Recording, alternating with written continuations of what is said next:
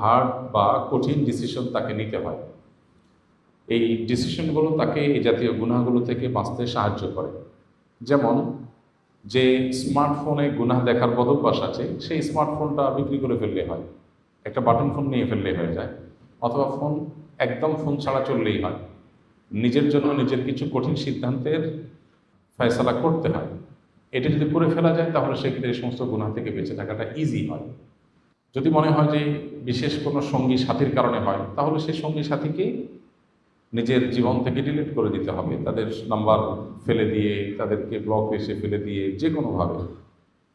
গুনাহের জন্য, গুনাহ থেকে বাঁচার জন্য কিছু স্যাক্রিফাইস লাগে। বিশেষ করে মানুষ যখন আসক্তির লেভেলে চলে যায়, একজন ড্রাগ এডিক্টেড মানুষকে যেরকম একটা বিশেষ পরিবেশে এনে তারপরে প্রেশার ক্রিয়েট করে তাকে যেরকম তার অভ্যাসটা ছাড়ানো হয়, ঠিক একইভাবে বিভিন্ন গুনাহে যারা আমরা আসক্ত হয়ে গেছি, আমাদের নিজেদের পরিবর্তনের জন্য কিছু অ্যাকশন প্ল্যান নিজেদের প্রতি নিজেদের নিতে হয়। আত্মশাসন যেটাকে বলা যায়, এর মধ্যে একটা হতে পারে যে আমি স্মার্টফোন বিক্রি করে ফেললাম, আমি বাটন ফোনে চলে গেলাম, অথবা ফোন একদম বাদ দিয়ে দিলাম। তাতে কিছু অসুবিধা হবে, কিছু সমস্যা তৈরি হবে, তো সেগুলো মেনে নেওয়ার মানসিকতা থাকতে হবে। কারণ আমি সব ঠিক রাখে তো আমি পারবো না, কিছু পেতে হলে কিছু ছাড়তে হবে। আমি যদি কিছুটা স্যাক্রিফাইস করি, কিছুদিনের জন্য যোগাযোগ বিচ্ছিন্ন হবে, কিছু অসুবিধা তৈরি হবে, হোক, আমি বড় কিছু পাওয়ার জন্য ছোট কিছুকে ছাড় দেব। এই মানসিকতা যদি থাকে, ইনশাআল্লাহ কাজটা ইজি হবে। বিশেষ করে অনেকেই আছেন পর্নোগ্রাফিতে আক্রান্ত, তিনি বেঁচে থাকতে পারছেন না, তো তিনি কোনো একটা ডিভাইস থেকে তো দেখেন, সেই ডিভাইসটা ফেলে দেন, ওইটা তার জীবন থেকে তিনি আউট করে ফেলেন, ওইটা মাইনাস করে ফেলেন, অপশনগুলো বন্ধ করে ফেলেন। অপশনগুলো সব যখন বন্ধ করে ফেলবে মানুষ, তখন তার ওই কাজটা ছাড়াটা সহজ হবে। নাম্বার 1। নাম্বার 2, নেককারদের সান্নিধ্য, খুব আল্লাহ ভীরু, মুত্তাকি, পরহেজগার, যাদের দিলে আসলে আল্লাহর স্মরণই বেশি থাকে, যারা দুনিয়াদার না বরং দিনদার, আখেরাতমুখী, এইরকম মানুষ যারা আছেন, সেই মানুষজন, তাদের সোহবত, সাহচর্য মানুষের গুনাহের ইচ্ছা মনের ভিতরে যেটা জাগে, এটা কমে যায়।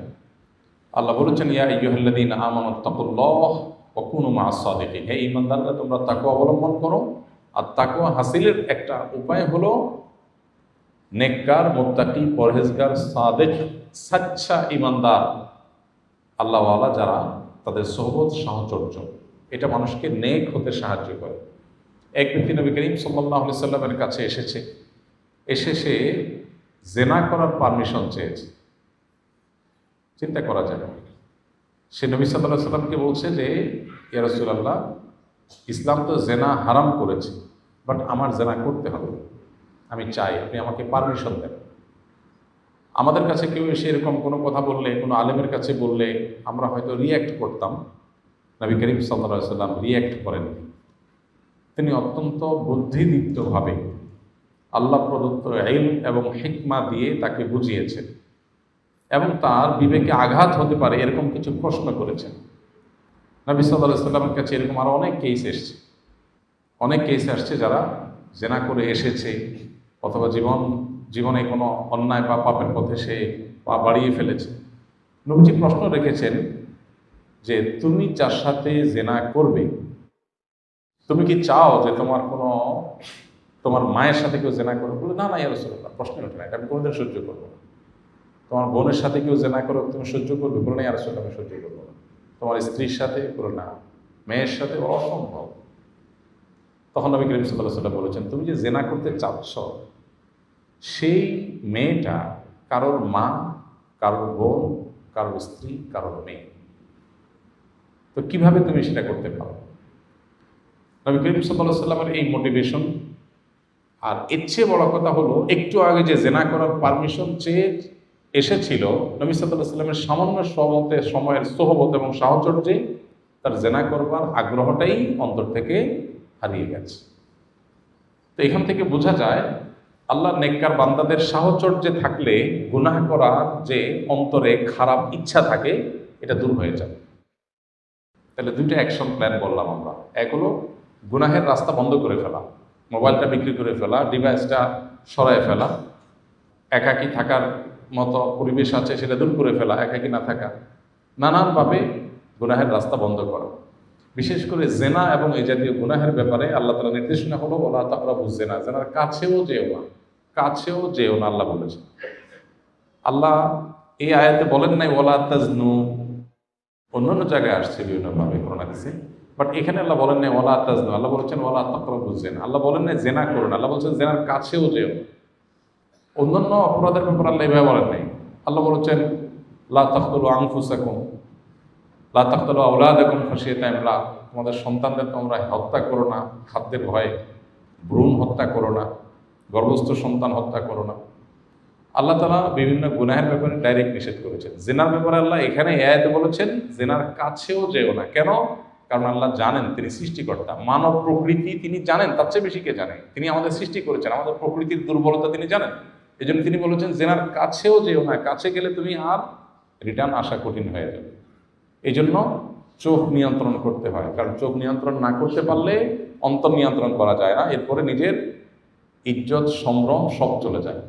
এই জন্য আগে থেকে শরীয়ত আমাদেরকে বাদ দেওয়া শিখিয়েছে।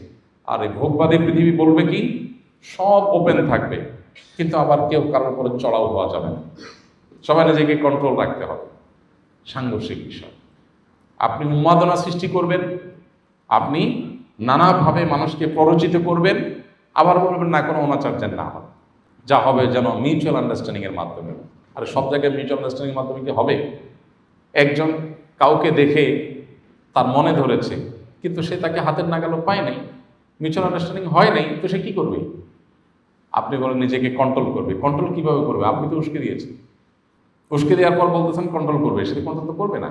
সে যাকে দেখেছে তাকে না পেলে যাকে হাতের নাগালে পাবে তার উপরে চড়াবে। আজকে যে ব্যর্থ হয় গোটা সমাজে আমরা দেখতে পাচ্ছি, এটা আমাদেরই কর্মের ফল। আমরা যেরকম ডিজাইন করেছি তার কুফল আমরা ভোগ করছি। তো কেউ এ জাতীয় বদভ্যাসের গুনাহ থেকে বাঁচতে চাইলে, অনেক যুবক, অনেক তরুণ, আমাদের অনেক ভাইরা তারা বাঁচতে চায়। তো বাঁচতে চাওয়ার জন্য আমরা বলেছি প্রথমত গুনাহের পথটা একদম বন্ধ করে ফেলে। এর জন্য কিছু সৎ সাহস লাগে। রোগ যখন বড় হয় তখন অপারেশনে যেতে হয়, ট্যাবলেটে কাজ হয় না, ক্যাপসুলে কাজ হয় না। এই জন্য আপনার শুধু দোয়া দরুদ পড়ে গুনাহ থেকে বেঁচে যাবেন এরকম চিন্তা না করে, বরং দোয়া তো করবেনই, তার আগে আপনি একটু কঠিন অ্যাকশনে যান যে আমি গুনাহের রাস্তাটা একদম কাট করে ফেলব। যে বন্ধু আমাকে খারাপ পথে নেয় তার সাথে সম্পর্ক একদম ছিন্ন করে ফেলব, দূরে কোথাও চলে যাব একদম, সে আমার আর খুঁজেই পাবে না কিছুদিনের জন্য। এরপর দেখবেন আস্তে আস্তে সহজ হয়ে গেছে।